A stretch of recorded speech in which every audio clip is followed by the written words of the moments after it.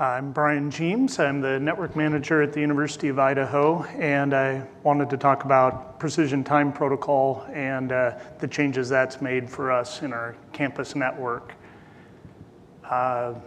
Really, we had no idea we were getting into precision time protocol 2 years ago. We just got a simple email request that, hey, we got this Dante-enabled classroom audio equipment we want to start installing. We need a dedicated VLAN. It needs to be a VLAN extended between 5 different buildings on campus.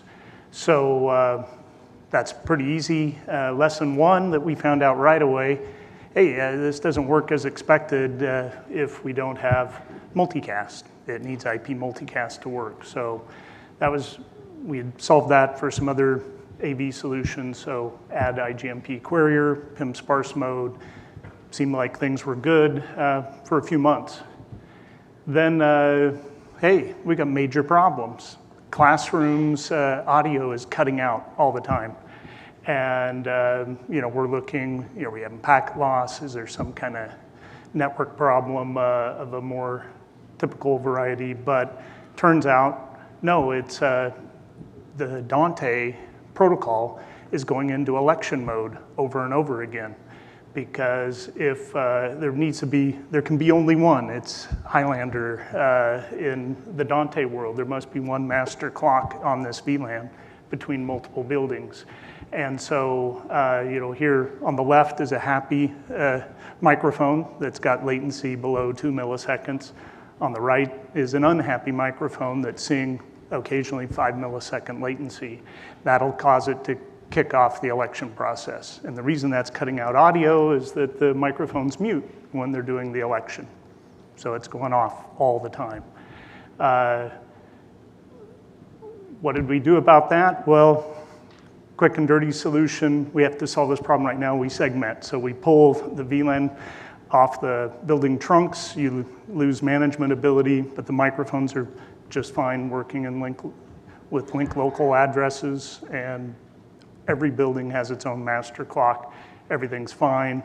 We do a little more elegant version of that with a VLAN ACL, a few weeks later after we studied the situation. And really all we needed to do was block the P2P traffic in the core so that the buildings didn't see each other. And so each building could elect its own clock master.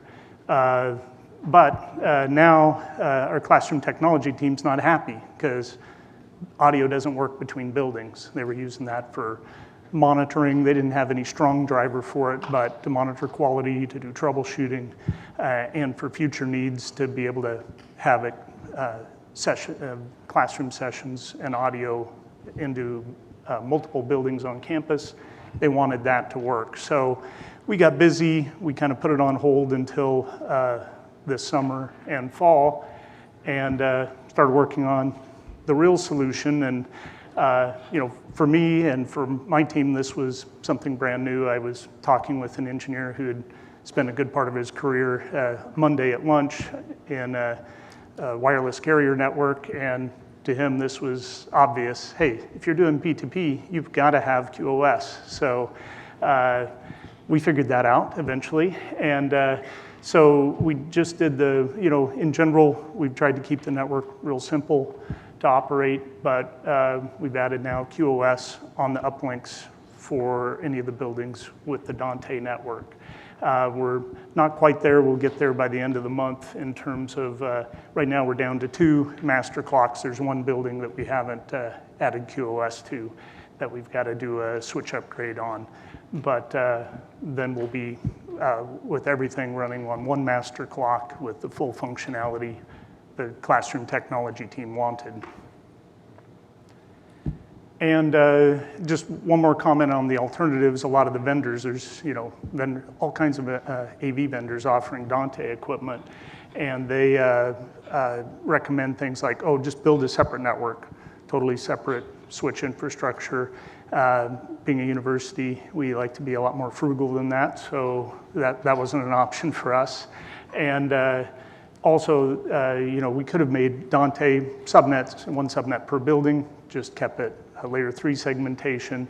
The downside with that is then you want to do intra-building audio. Hey, here's some really expensive software you can buy that'll make that happen between subnets. Again, we wanted to go for the lower cost option than that and just keep it one flat VLAN around campus.